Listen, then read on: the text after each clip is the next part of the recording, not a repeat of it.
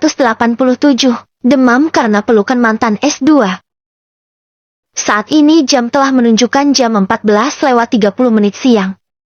Nadia yang baru saja selesai makan siang mondar-mandir di ruangannya. Karena tadi di jam makan siang ia tidak mendapati Rifki berada di kantor ini. Gadis itu mencari Rifki karena bermaksud untuk meminta maaf atas kehilafannya semalam. Tapi ternyata Rifki tak terlihat sama sekali. Ia juga sempat bertanya kepada karyawan yang lain, namun mereka juga tidak tahu kenapa Rifki tidak masuk kerja, sebab laki-laki itu tidak memberikan kabar sama sekali. Kira-kira Pak Rifki kemana? Yah, apa dia tidak ingin lagi bekerja di sini, gara-gara kejadian semalam? Astagfirullahalazim, sepertinya aku harus meminta maaf padanya. Aku tahu yang aku lakukan kemarin adalah hal yang salah. Harusnya aku tidak boleh melakukan hal yang di luar batas seperti itu. Gumam Nadia lirih. Ia meraih ponselnya yang tersimpan di atas meja, mencari kontak yang baru saja ia save tadi. Beberapa kali jari jempolnya itu ingin menekan tombol telepon, tapi kembali diurungkannya. Karena takut tindakannya ini justru akan semakin memperkeruh keadaan. Aku telepon gak? Ya. Tapi gimana kalau yang menjawab malah istrinya? Walaupun niat awalku baik, aku hanya ingin meminta maaf. Tapi jika yang menjawab istrinya, bisa saja akan menimbulkan kesalahpahaman. Nadia menghembuskan nafas panjang. Ponsel itu ia letakkan kembali di atas meja. Kali ini ia berpikir bukan hanya dengan otak saja, tapi ia juga berusaha menggunakan perasaan, karena tidak ingin menimbulkan masalah baru. Maafkan aku, Pak Rifki. Wanita itu berbisik lirih, air matanya jatuh perlahan membasahi pipinya yang pucat. Aku sadar kemarin aku tak seharusnya seperti itu. Namun, semua itu yang aku lakukan karena cintaku yang begitu besar padamu. Sangat berat rasanya harus merelakanmu pergi dari hidupku. Setelah aku berpikir panjang, kini aku mengerti bahwa cinta tak selamanya harus bersama. Dan cinta sejati adalah rela berkorban demi kebahagiaan orang yang dicintai. Wanita itu menatap dengan mata berkaca-kaca, sepenuh jiwa dan raga. Ia meneruskan ucapannya. Jika memang aku harus merasakan penderitaan ini sendirian, aku ikhlas asal dapat melihatmu bahagia.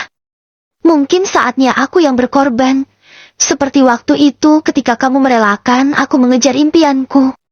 Itu adalah bentuk pengorbanan cintamu padaku. Kini aku yang harus membalas semua itu, meskipun harus menelan rasa sakit ini sendirian.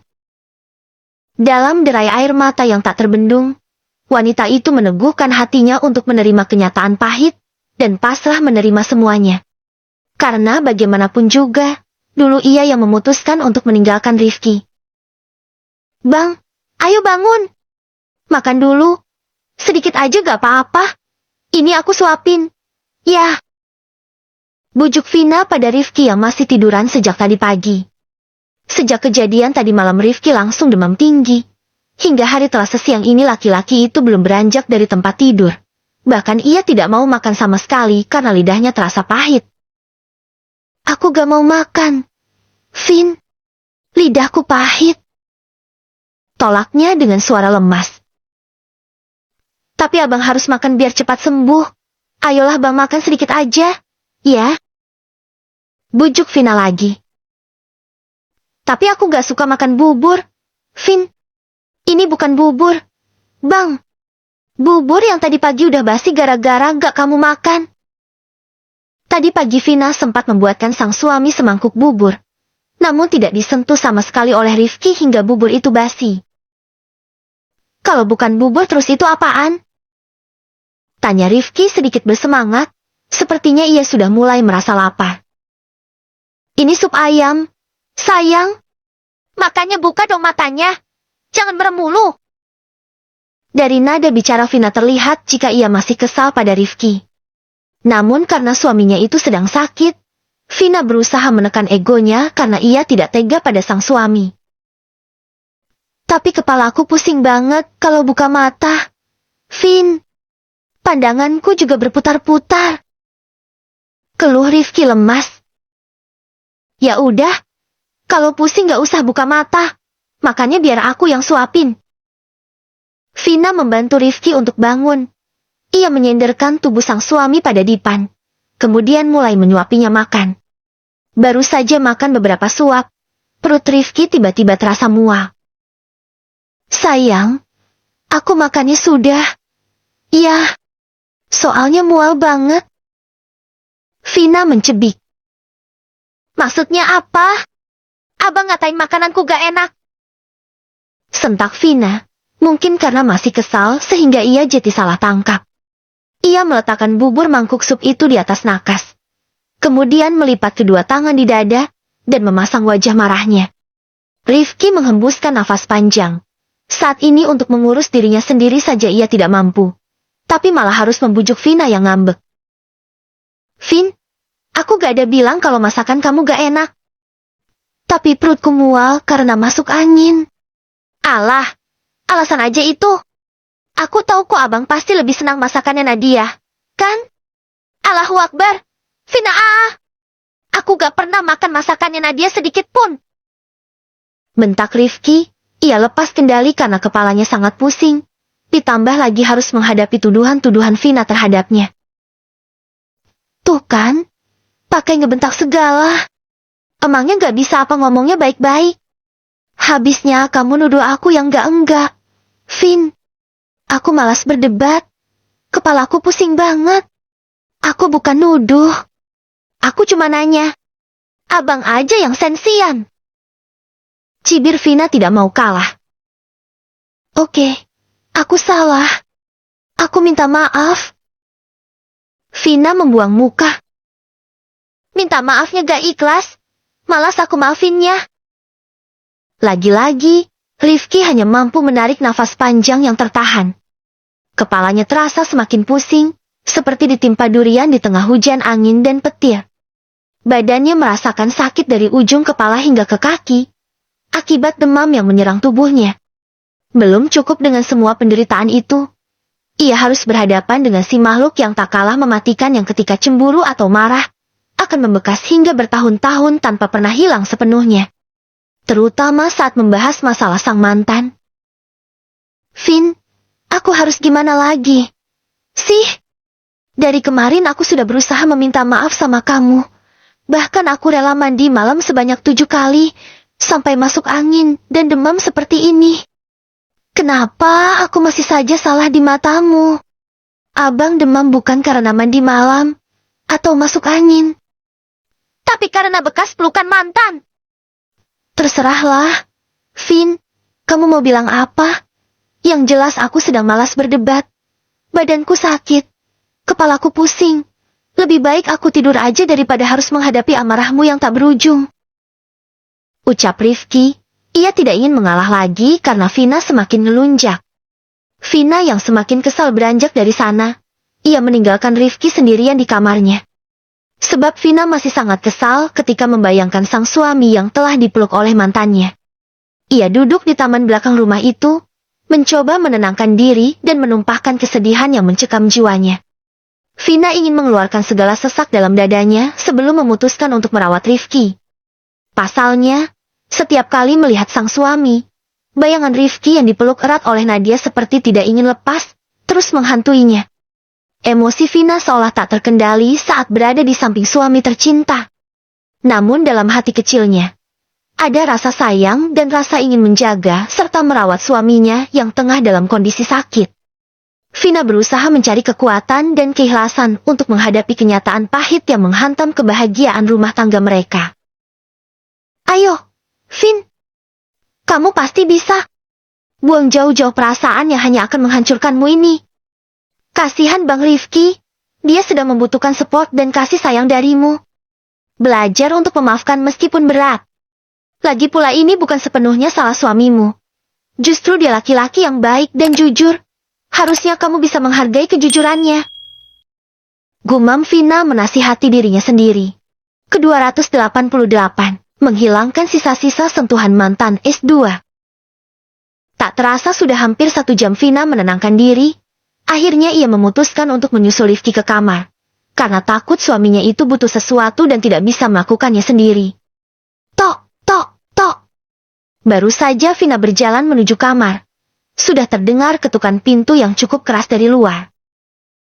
Kira-kira siapa ya yang bertamu siang-siang gini? Gumam Vina sendiri. Ia pun berjalan menuju pintu. Ceklek.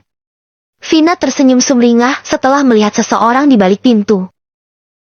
Ibu! Serunya sambil meraih tangan sang mertua. Vina mencium tangan mertuanya lebih dulu, baru mempersilahkan untuk masuk. Assalamualaikum. Ucap Bu Mega sambil melangkah masuk.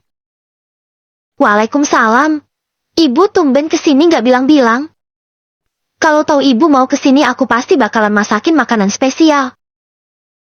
Sahut Vina. Gak usah repot-repot, nak. Ini ibu juga bawa makanan kok dari rumah. Tadi suamimu telpon. Katanya dia lagi sakit dan kangen sama ibu. Kebetulan tadi ibu buat nasi Hainan, makanya ini sekalian ibu bawain. Vina menghembuskan nafas kasar, wajahnya yang tadi ceria pun mulai menampakkan raut cemas bercampur kesal. Ini maksudnya apa sih? Apa Bang Rifki ngadu sama ibu kalau dia sedang sakit dan lagi bertengkar sama aku? Jadi dia minta ibu kesini buat ngerawatnya. Batin Vina mulai overthinking lagi.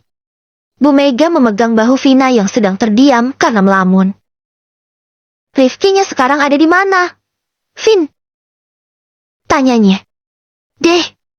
Vina langsung terkesiap. Ia lupa jika melamun di hadapan mertua. Bang Rifkinya lagi istirahat di kamar. Bu. Jawab Vina cepat. Sekarang kita langsung ke kamar aja. Ya. Soalnya Bang Rifkinya gak bisa bangun. Bu, katanya kepalanya pusing.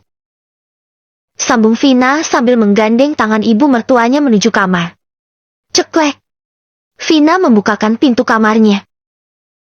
Silahkan masuk, Bu. Ucapnya. Ini ibu boleh masuk ke kamar kalian? Tanya Bu Mega ragu-ragu. Meskipun ini kamar anaknya sendiri, Bu Mega tetap merasa tidak enak karena sang anak telah menikah.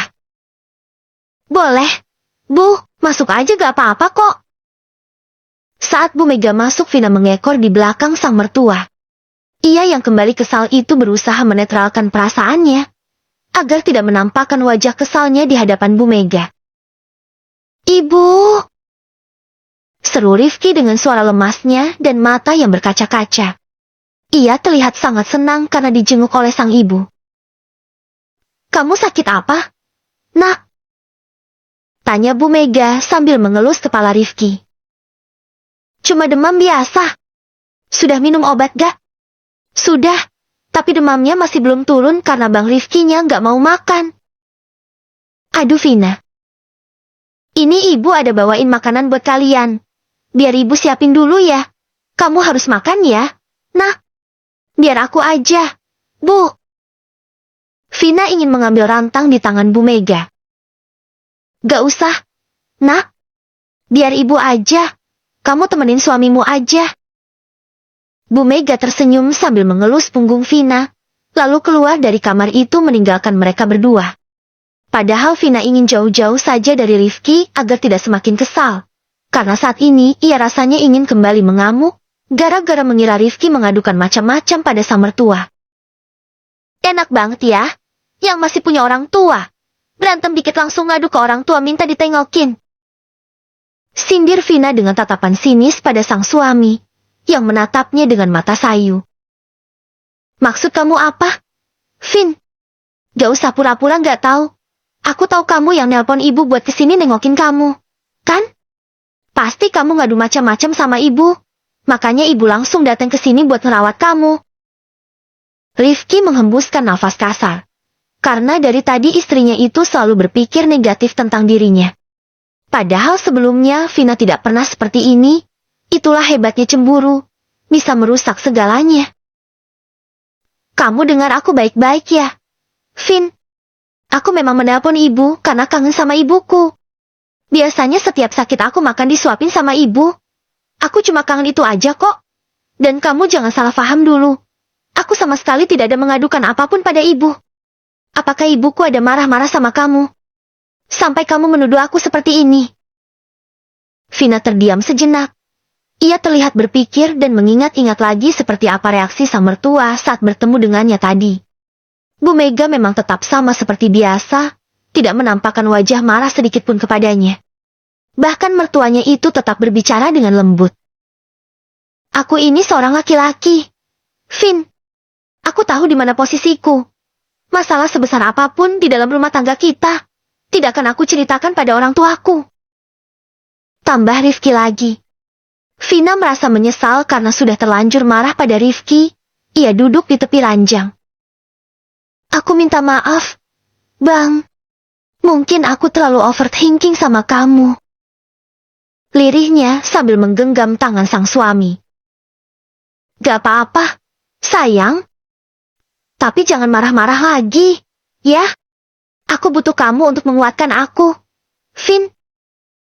Vina yang merasa bersalah, menundukkan wajahnya untuk bermaksud ingin mengecup pipi Rifki untuk memberinya kekuatan. Ceklek. Pintu dibuka dari luar, membuat Vina terkesiap dan refleks menjauhkan wajahnya kembali. Padahal Rifki sudah memejamkan mata, menunggu kecupan mesra dari sang istri. Maaf, Ibu ganggu kalian. Ya. Ucap Bu Mega sungkan, karena melihat dengan jelas wajah Vina yang sudah hampir menyentuh wajah Rifki. Vina menggeleng cepat. Enggak kok, Bu. Sahutnya gelagapan, Vina jeti salting sendiri. Ia berasa seperti sedang pacaran dan kepergok oleh orang lain. Rifki yang tadinya tidak bisa tersenyum, jeti terkekeh melihat wajah Vina yang memerah. Tadi Vina mau nyosor aku. Bu, gara-gara ibu masuk jeti gak jeti, deh. Celetuk Rifki songong, karena ia senang melihat wajah gugup Vina. Aba Aang.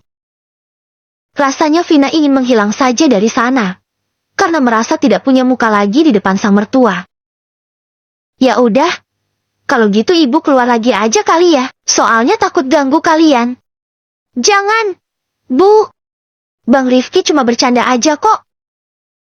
Akhirnya Bu Mega duduk kembali di samping Rifki, ia menyuapi sang anak makan. Bukan hanya Rifki saja yang disuapi tapi Vina juga, karena ia iri pada sang suami. Untungnya Bu Mega mertua yang baik, dan sudah menganggap Vina seperti anak sendiri. Rifki yang tadinya tidak mau makan selain lidahnya pahit. Ia juga kesulitan menelan makanannya, karena tahu Vina sedang marah. Kini makan sangat banyak karena disuapi oleh ibunya. Memang benar yang namanya kasih sayang seorang ibu itu tidak akan tergantikan sepanjang masa. Dan seorang anak yang telah dewasa pun akan terlihat seperti anak kecil di mata seorang ibu. Biar demamnya cepat turun, punggungnya ibu kerokin ya. Nah, ucap Bu Mega setelah selesai menyuapi mereka makan. Rifki mendelik. Sebenarnya ia tidak keberatan jika dikerok. Tapi membayangkan kerokan sang ibu saja sudah membuat Rifki meringis. Karena Bu Mega jika mengerok seperti menggunakan tenaga dalam. Ia merasa dikuliti hidup-hidup. Gak usah, Bu, biar dikerokin sama Vina aja. Tolak Rifki cepat. Mentang-mentang udah punya istri, jadi pingin dirawat sama istrinya aja. Ya. Ya udah, kalau gitu ibu langsung pulang aja ya. Soalnya masih ada urusan. Ucap Bu Mega beralasan. Padahal ia hanya takut mengganggu pengantin baru itu saja. Karena Bu Mega mengira mereka ingin main bolak-balik, gara-gara Vina menyosor Rifki tadi. Ya, kok pulang sih, Bu? Ucap Vina lemas. Iya, ibu harus pulang. Nak, jaga suamimu baik-baik, ya. Baik, Bu. Setelahnya Bu Mega berpamitan pada Rifki, kemudian diantar hingga ke pintu depan oleh Vina. Selesai mengantar mertuanya, Vina kembali lagi ke kamar menyusul Rifki. Vina masuk dengan wajah ceria. Ia membawa 1 koin di tangannya. Bang, aku kerokin, yuk. Ucapnya dengan semangat ke-45. Rifki yang sedang duduk itu mengangguk cepat. Karena biasanya setiap kali sakit, jika dikerok oleh sang ibu, hanya berselang beberapa jam saja, sakitnya langsung mendingan. Vina mendekat. Ia membantu sang suami melepaskan bajunya. Kemudian meminta Rifki untuk tengkurap. Saat Vina sudah mulai mengoleskan minyak angin di punggungnya, Rifki tidak curiga sama sekali. Namun, saat koin itu mulai dimainkan di punggungnya, wajah Rifki langsung memerah karena menahan sakitnya kerokan Vina yang lebih kencang dari kerokan sang ibu. Arg! Rintihan dan teriakan Rifki sama sekali tidak didengar oleh Vina. Ia terus mengerok punggung Rifki hingga semuanya memerah. Arg! Saat Vina sudah selesai, Rifki masih meringis karena perihnya tak tertahankan. Kamu kenapa ngeroknya pakai tenaga dalam sih, Vin? Keluh Rifki sambil meringis menahan perih. Sengaja! Buat ngilangin sisa-sisa pelukan mantan. Sahut Vina menyentak. Nanggung, Vin. Kenapa gak langsung kamu kulitin aja aku hidup-hidup? Biar puas. Kalau aku kulitin, entar abang mati aku jadi janda. Dong. Karena aku gak mau jadi janda perawan. Jadi aku kerik aja sampai tak bersisa itu bekas pelukan mantan. Rifki hanya bisa menghembuskan nafas kasar. Ingin marah takut Vina ngambek lagi. Sedangkan dirinya sangat membutuhkan kasih sayang dari sang istri agar cepat sembuh. Oh, iya. Hari ini kamu gak nyuci baju, Vin?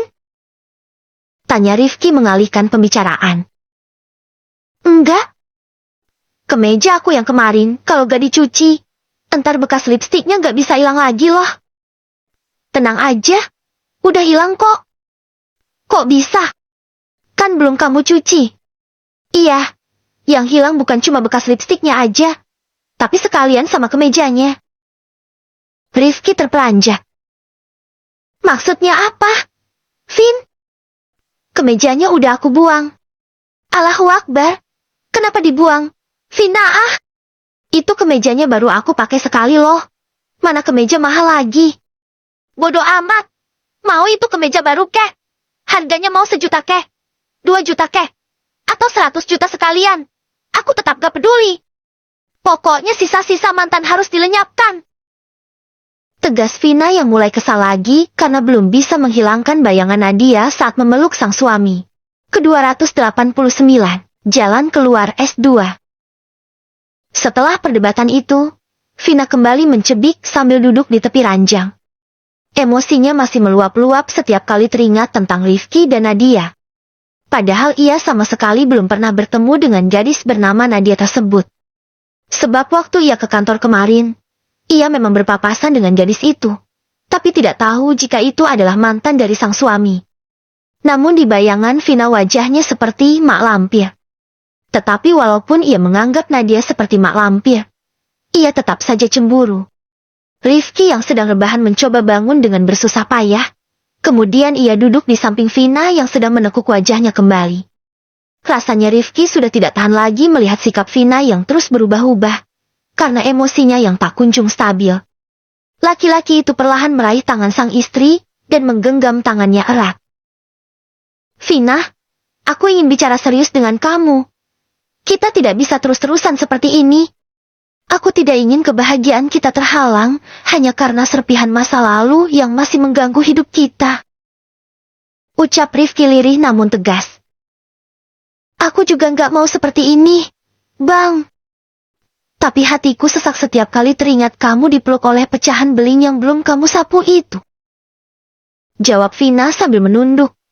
Ia tidak mampu menatap Rifki karena matanya sudah berkaca-kaca ingin menangis lagi. Nah, oleh karena itu, aku ingin bertanya kepada kamu. Apa yang kamu mau?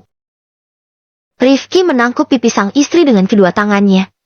Ia meminta Vina untuk menatap matanya, agar Vina tahu bahwa dirinya serius ingin memperbaiki hubungan mereka. Vina malah memejamkan mata, karena tidak mampu menatap manik Rifki yang begitu bening dan teduh. Tatap mataku, sayang, agar kamu percaya bahwa hatiku hanya untukmu. Aku mencintaimu Fauzia Zafina Amanina. Deh, mata Vina langsung terbelalak. Ini kali pertama ia mendengar kata cinta itu dari mulut sang suami. Karena saat mereka ingin menikah dulu, Rifki mengatakan bahwa ia belum mencintai Vina. Saat itu ia hanya mengatakan sayang padanya. Apa? Aku gak dengar. Tanya Vina karena ingin mendengar kata-kata itu lagi. Rifki malah mencebik. Gak ada tayangan ulang. Sungutnya. Tapi aku mau dengar lagi. Baang. Lengek Vina memelas. Wajahnya yang tadi marah seketika berganti dengan wajah paling melas. Rifki mengangguk. Oke, baiklah. Akan ada tayangan ulang. Tapi harus bayar.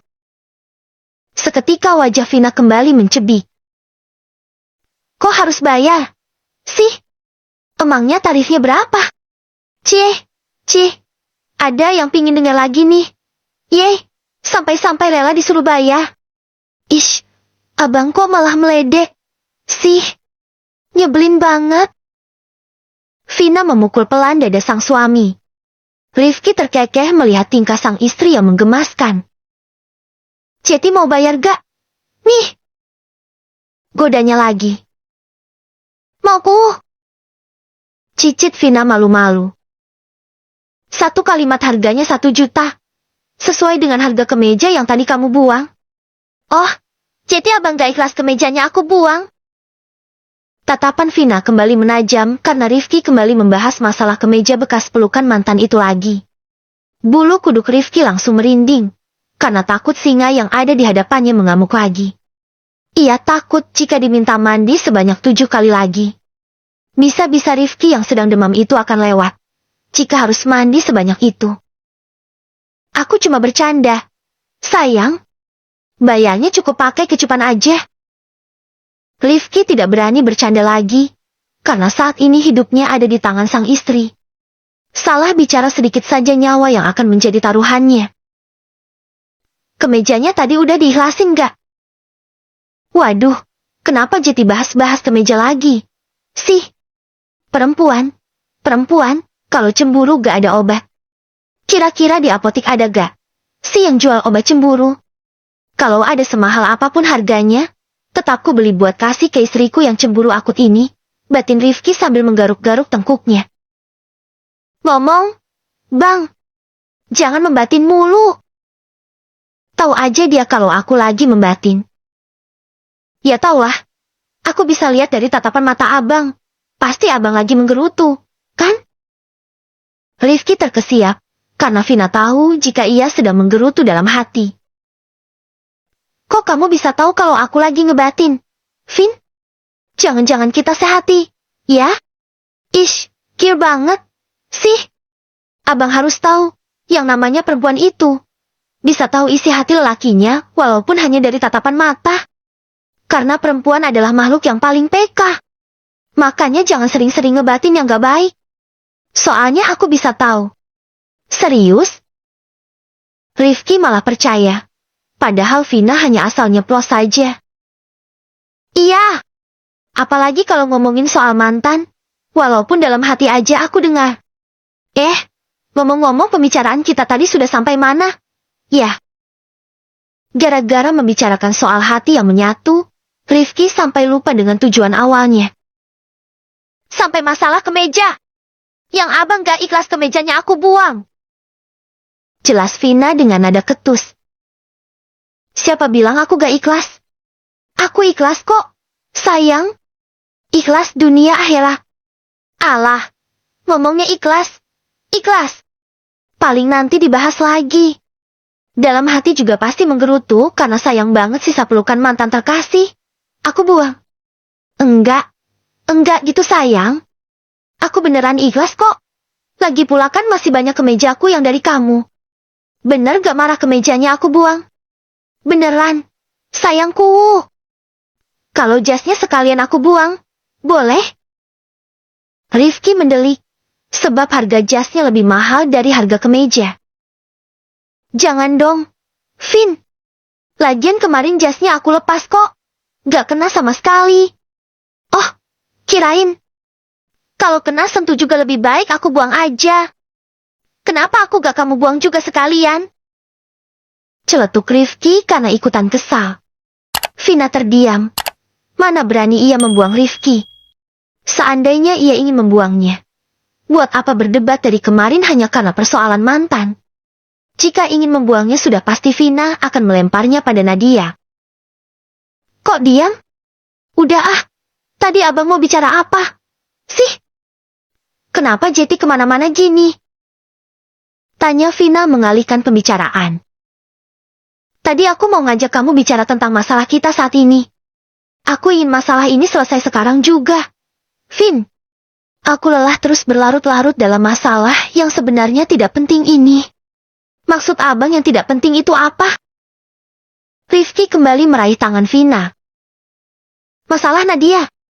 Menurut aku masalah ini sudah tidak penting lagi. Aku lelah terus-terusan membahas masalah itu. Sebab aku sudah menganggapnya bukan siapa-siapa lagi. Bagiku, masa depanku adalah kamu.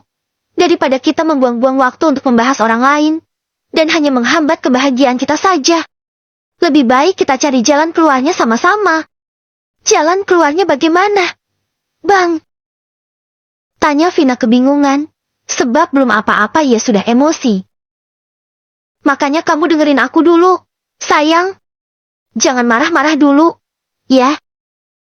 Vina menganggukkan kepala, ia mulai bersikap kooperatif, karena sama lelahnya dengan sang suami. Jadi begini, Vin. Aku mau tanya sama kamu. Menurut kamu gimana baiknya? Apakah aku harus berhenti kerja aja dari kantor itu? Atau bagaimana? Tanya Rifki serius. Ia pasrah jika harus kehilangan pekerjaan demi keutuhan rumah tangga mereka. Vina terdiam sejenak, ia menarik nafas dalam-dalam, kemudian menghembuskan perlahan. Kalau mengikuti kata hatiku, aku memang ingin abang berhenti kerja. Vina kembali mengatur nafas, karena takut keputusannya ini salah. Tapi aku tidak ingin egois, sebab aku tahu betul bagaimana perjuangan abang sampai berada di posisi seperti sekarang ini. Dan aku tahu di zaman sekarang, mencari pekerjaan sangatlah susah. Jadi aku tidak masalah jika abang tetap bekerja di sana. Kamu yakin? Vin? Yakin? Tapi dengan satu syarat. Apa itu? Syaratnya, abang harus selalu terbuka sama aku. Jangan pernah menyembunyikan masalah sekecil apapun dari aku.